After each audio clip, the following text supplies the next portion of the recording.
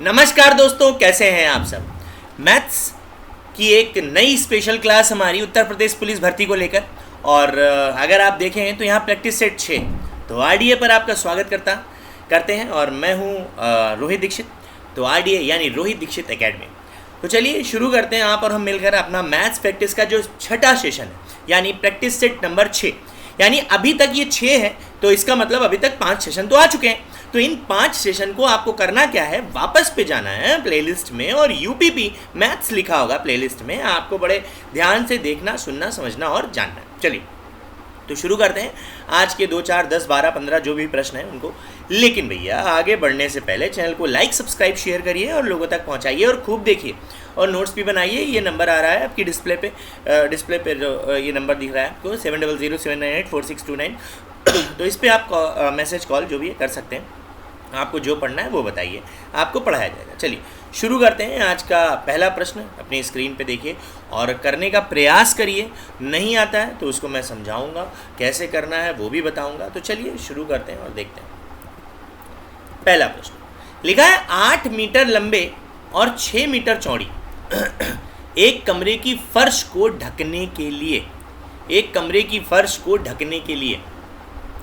4 centimetre भुजा वाली कितनी वर्गाकार टाइल्स की आवश्यकता होगी। बहुत बढ़िया प्रश्न है भाई, बहुत ज़बरदस्त प्रश्न है, बहुत ज़बरदस्त। अच्छा, ज़बरदस्त प्रश्न है तो इसको कैसे हम कर सकते हैं ये भी देखना चाह रहे हैं कि कैसे भाई हम करेंगे। ठीक, तो चलिए देखते हैं। लेकिन एक चीज़ बहुत ध्यान समझिएगा, ये एक ऐसा प्रश्न है, थोड़ा सा लाइट प्रॉब्लम हो रही है तो मैं एक काम करता हूँ, इसको थोड़ा सा वीडियो अपना बंद कर लेता हूँ। ठीक है, उसके बाद फिर मैं आराम से देखता हूँ, थोड़ा सा शायद वीडियो सही हो जाए। हाँ, लगभग सही तो हो रहा है। तो हमें लगता है लाइट प्रॉब्लम हो रही है कुछ, तो कोई नहीं। चलिए ठीक है, इसको बंद कर लेते हैं, बाकी पढ़ना तो है ही हमने। ठीक है, तो 8 मीटर लंबे और 6 मीटर चौड़े एक कमरे की फर्श को ढकने के लिए 4 सेंटीमीटर भुजा वाली कितने वर्गाकार टाइल्स लगेंगी। सबसे पहले देखिए ऐसा होता है, कह रहा है 8 मीटर लंबे और 6 मीटर चौड़ी एक कमरे की फर्श। टाइल्स बहुत ध्यान से समझिएगा, नंबर ऑफ टाइल्स, इसको हम हिंदी में बोल सकते हैं कि टाइल्स यानी इसको हम बोल सकते हैं पत्थरों की संख्या, है ना। पत्थरों की संख्या, नंबर ऑफ टाइल्स। पत्थरों की संख्या निकालने के लिए हम करते क्या है, बहुत ध्यान समझिए।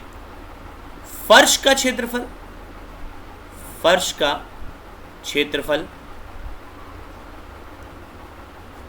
क्षेत्रफल बटे एक टाइल यानी पत्थर का क्षेत्रफल, एक टाइल का क्षेत्रफल जिसको कहते हैं एक पत्थर का क्षेत्रफल। ठीक, अच्छा फर्श कैसी है, देखिए लंबी है और चौड़ी है, जाहिर सी बात है लंबी और चौड़ी है तो ये तो आयताकार हो गई। तो 8 मीटर लंबी और 6 मीटर चौड़ी। ठीक, इसको ढकने के लिए 4 सेंटीमीटर भुजा वाली कितनी वर्गाकार टाइल्स लगेंगी। वर्गाकार टाइल्स है 4 सेंटीमीटर। अच्छा, अब एक टाइल का क्षेत्रफल, टाइल कैसी है, वर्गाकार, वर्ग। और भैया वर्ग यानी स्क्वायर, वर्ग का क्षेत्रफल क्या होता है, वर्ग का क्षेत्रफल होता है भुजा स्क्वायर। क्या होता है, भुजा स्क्वायर। तो भुजा कितनी है, 4 × 4, ध्यान रहे सेंटीमीटर। ठीक है, तो हमें क्या करना है, सबसे पहले सबको सेंटीमीटर में चेंज कर लेना है। ये मीटर था ना ये, तो इसको भी सेंटीमीटर में चेंज करो। 1 मीटर में 100 सेंटीमीटर होते हैं, तो 800 सेंटीमीटर और 600 सेंटीमीटर। ठीक, तो अब काट देते हैं, कोई दिक्कत समस्या परेशानी की बात नहीं। 4 ये 200 आ गया, 4 15 150 आ गया। ठीक, तो 15 दूनी 30 और 1 2 3, 1 2 3, भैया 30,000 टाइल्स लगेंगी। कितनी लगेंगी, 30,000 टाइल्स। 30,000 टाइल्स, समझिए, समझ गए। चलिए आगे बढ़ते हैं, देखते हैं आपको समझ में आ गया होगा कि कितनी टाइल्स लगेंगी। एक बार फिर से समझ लीजिए। देखिए सबसे पहले हमें यूनिट सेम करनी होती है। क्या करनी होती है, यूनिट सेम। अगर मीटर है तो मीटर, सेंटीमीटर है सेंटीमीटर। तो जैसा कि हमें पता है कि भैया हमें ये देखना है कि वर्गाकार टाइल्स जो लग रही है हमारी वो कैसी होनी चाहिए। कैसी, तो सेंटीमीटर में है तो हम जो लंबाई चौड़ाई उसको भी सेंटीमीटर में ले लें। तो 1 मीटर में 100 सेंटीमीटर, तो 800 सेंटीमीटर हो गया लंबाई, और चौड़ाई हो गई 600 सेंटीमीटर। और 4 × 4, समझ गए आप। तो ऐसे भी कर सकते हैं कि 4 चौको 16 और 16 से काट दिया 5 बार, कितना 0, 16 पंचे 80, 50, 6 पंचे 30 और 3 0, फिर से आ गया 30,000। समझ गए आप लोग? तो ऐसे ही देखते रहिए, समझते रहिए, सीखते रहिए, जानते रहिए। हम अगला क्वेश्चन देख रहे हैं जल्दी से। लिखा है एक विक्रेता 225 रुपये की कलाई घड़ी खरीदता है, ठीक है, और उसकी मरम्मत पर रुपया खर्च करता है। कितना खर्च कर रहा है मरम्मत पर? 15 रुपये।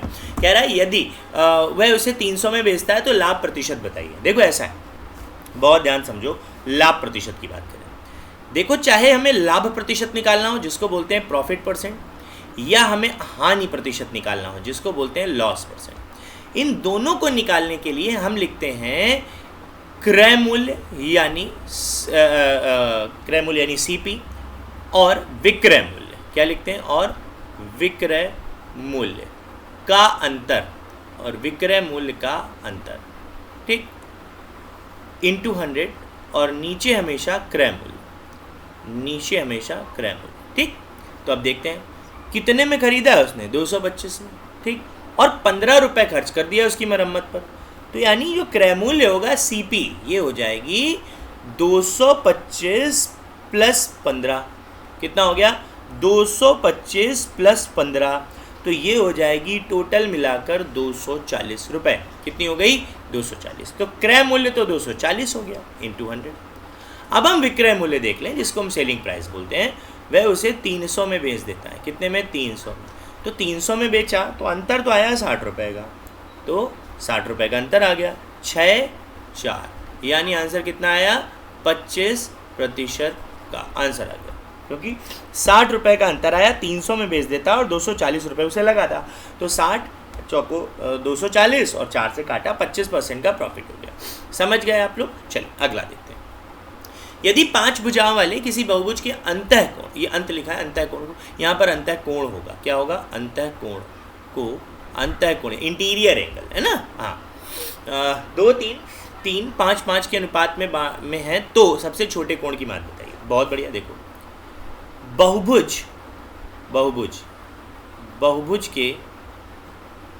बहुभुज के सभी अंतःकोणों का योगफल, अंतःकोणों का योगफल, बहुभुज के सभी अंतःकोणों का योगफल n-2 इंटू 180, ठीक। n मतलब होता है भुजा, n मतलब भुजा, कितनी भुजाएं हैं? अब देखो भाई, 5 भुजाएं हैं, तो n की वैल्यू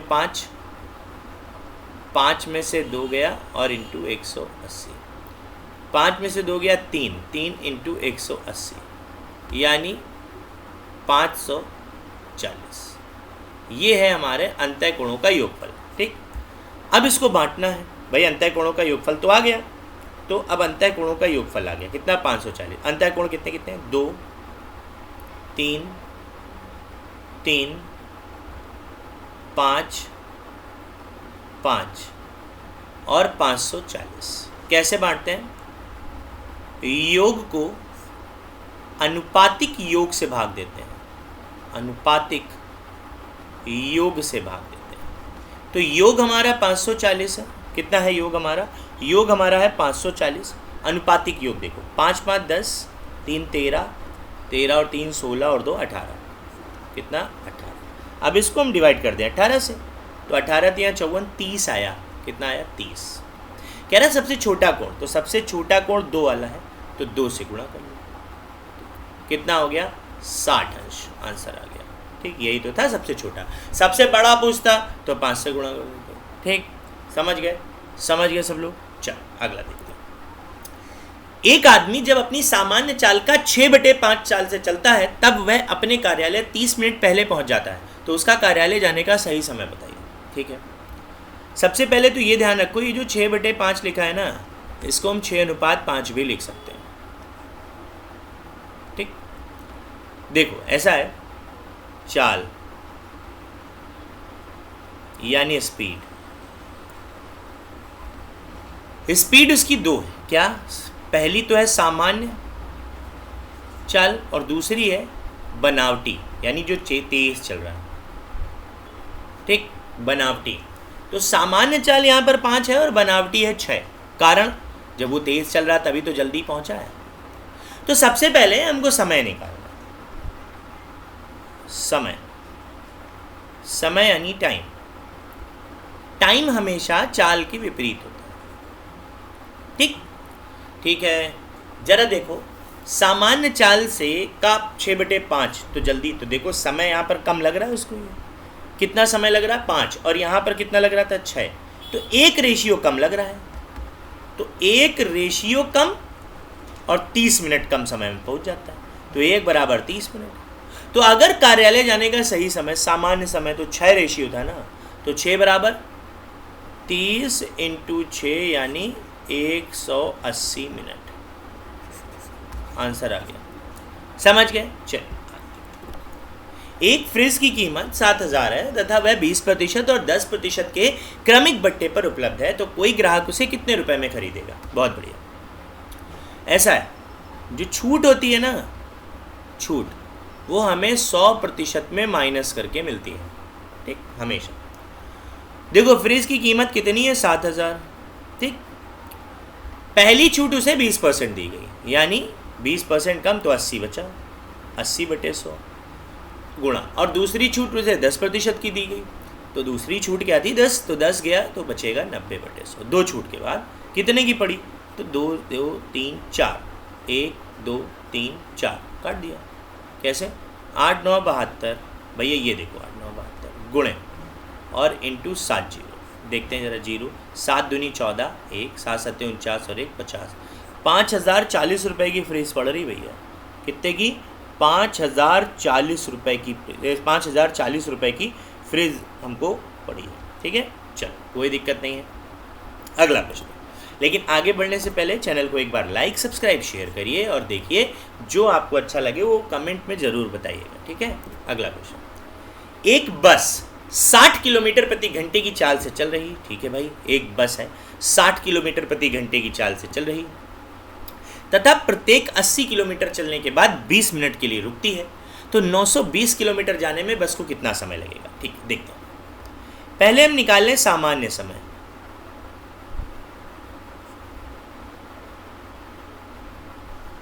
सामान्य समय, समय बराबर दूरी बटे चाल। दूरी 920, चाल है 60, काटते हैं, देखते हैं। 6 एकम 6, 3 बचा, 6 पंचे 30 और 30 2 बचा, 6 तियाँ 18, 6 तियाँ 18, इतना घंटा लग रहा है भैया। अगर वो बिना रुके चले, बिना रुके, लगा समय, लगा समय। ठीक, अब देखो जरा, रुकने कितनी बार रुकती है, कितनी बार रुकेगी, कितनी बार रुकेगी, देखते हैं। 920 तो था ही, ठीक, और हर 80 किलोमीटर के बाद रुक रही है। 80, देखते हैं कितनी बार रुकती है। 8 एकम 8 और 1 बचा, तो 8 एकम 8 फिर से 4 बचेगा, दशमलव लगाओ 0, 8 पंच 40, 11.5 बार रुक रही। तो रुकना तो पूरा 80 किलोमीटर पे है ना, तो 11 बार रुकेगी और 0.5 मतलब आधा, तो जाहिर सी बात है 11 ही बार रुकेगी। कितनी बार? 11 बार रास्ते में रुकेगी, क्योंकि 0.5 पे तो पहुंच ही जाएगी। ठीक, चलो। अच्छा, हर बार रुकती है 20 मिनट के लिए, 20 मिनट, तो 220 मिनट हो गया। कितना? 220 मिनट के लिए रुकी, 220 मिनट के लिए रुकी। कितने मिनट के लिए? 220 मिनट के लिए रुकी। अब इस मिनट को चेंज कर लेते हैं मिनट में, घंटे में, तो 220/6, तो 6 तियाँ 18, यहाँ बचा 4 और 6 तियाँ 18, 4 बचा, और सॉरी 60 से डिवाइड करेंगे। हाँ, 6 तियाँ 18 और 4 बचेगा, और दशमलव लगाओ, 0 बटा बढ़ाओ, और 6 छंग 36, 6, इतना घंटा रुकने का टाइम हो गया। तो अब देखो कि बिना रुके लगा समय, यानी 15.33 घंटा, और रुकने का टाइम 3.66 घंटा, दोनों को जोड़ दो तो 15, 3 18 और ये 19 घंटे का समय लगेगा पूरी ट्रेन को वहाँ तक, बस को वहाँ तक पहुँचना। ठीक, चलो आगे बढ़ते हैं। ना समझ में आया एक बार और देखना, अगला देखो। एक व्यक्ति का वेतन पहले 20% बढ़ा दिया जाता है और फिर 20% घटा दिया जाता है, तो वेतन में कितने प्रतिशत का परिवर्तन होगा? कभी ऐसा प्रश्न मिले जहाँ पर इंक्रीमेंट और डिक्रीज कर रहा हो तो कोई प्रॉब्लम नहीं है, दो जगह। पहला तरीका, जब वृद्धि होती है तो हमेशा 100% में जोड़ते हैं और कमी होती है तो 100% में हमेशा घटाते हैं। तो 20% बढ़ा तो 120/100 और कमी हुई तो 80/100। ठीक, गुणा 2 0 से हमेशा 2 0 काटो, गुणा करो, 12 8 96, 100 को बचा कर रखो और अब तुलना करो। कमी हुई है यानी 4% की कमी हो गई। ठीक है, दूसरा तरीका, जब वृद्धि और कमी समान हो, वृद्धि या कमी समान हो, तब हमेशा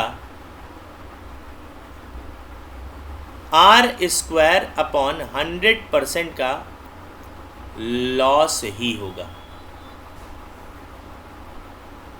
R² 100% का लॉस यानी कमी ही होगी। ठीक, तो कितना था? 20 का स्क्वायर 400/100 यानी 4% की कमी, आंसर आ गया। ठीक, चलो अगला देखते हैं। एक कुर्सी को 10% हानि पर बेचा जाता है। यदि इस कुर्सी को 840 में बेचा जाता है तो 40% का लाभ होता है बेचने पर। तो कुर्सी को कितने में बेचा गया था पहले? ठीक, देखो सबसे पहले बेसिक समझिए, सीपी यानी क्रय मूल्य। क्रय मूल्य में जब हम प्रॉफिट ऐड करेंगे जिसको बोलते हैं लाभ, तो बनता है विक्रय मूल्य। ठीक, क्रय मूल्य अपने आप में 100% होता है और लाभ जो हुआ है वो हुआ है 40% का। उस तरह से विक्रय मूल्य हो गया 140% और विक्रय मूल्य था कितना? 840। तो 140% की वैल्यू 840। ठीक, तो 1% की वैल्यू क्या होगी? 840/140 यानी 6, यानी 1% की वैल्यू आ गई 6 रुपये। ठीक, अब तुम्हें कह रहा है कितने % हानि पर बेचा गया, कितने में बेचा गया था? तो 10% हानि। 10% हानि मतलब 100% माइनस 10% बराबर 90% में। तो 90% बराबर 90 × 6, 540। आंसर आ गया, आदम हो गया। बहुत आसान होते हैं भाई। अगला देखते हैं, बहुत बढ़िया। अगला प्रश्न दिया है कि एक वर्ष में विभिन्न चीज़ों पर किए गए खर्च को दर्शाया गया है। इस वृत्त आरेख का अध्ययन करके निम्नलिखित प्रश्नों के उत्तर दीजिए। कह रहा भोजन और दवाओं पर किए गए कुल खर्च का अनुपात बताना है। ठीक है, कुल खर्च का अनुपात। ठीक है, कुल खर्च का अनुपात। कभी भी अनुपात, ध्यान रखना, अनुपात और प्रतिशत के लिए रुपए का प्रयोग नहीं करते, रुपए का प्रयोग नहीं करते हैं। ठीक, भोजन पर कितना खर्च किया है? 30%। 30% अनुपात। दवाओं पर कितना खर्च किया है? 12.5, 12.5%। तो प्रतिशत यहाँ से खत्म, प्रतिशत यहाँ से। 30/12.5, पॉइंट हटा 0 पड़ गया। 25 से काटा 5 बार, 25 से काटा 12 बार। आंसर कितना आ गया? कितना? 12:5। ठीक, अगला देखो। यदि पूरे वर्ष में परिवार द्वारा खर्च की गई कुल धनराशि 50,000 हो तो कपड़े खरीदने पर कितना खर्च हुआ? भाई 50,000 रुपया तो था ही, और कपड़े खरीदने पर कितना खर्च हुआ है? कपड़े खरीदने पर 12.5%। 12.5 तो कोई दिक्कत नहीं, 12.5% निकाल दो।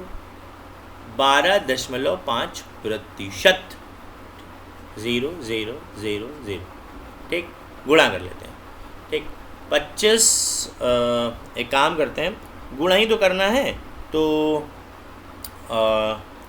हम एक काम करते हैं, 50,000 रुपये तो था, तो 12.5 इंटू 500 क्या कर लिया हमने, 12.5 इंटू 500 करेंगे तो देखते हैं 0 0, ठीक है।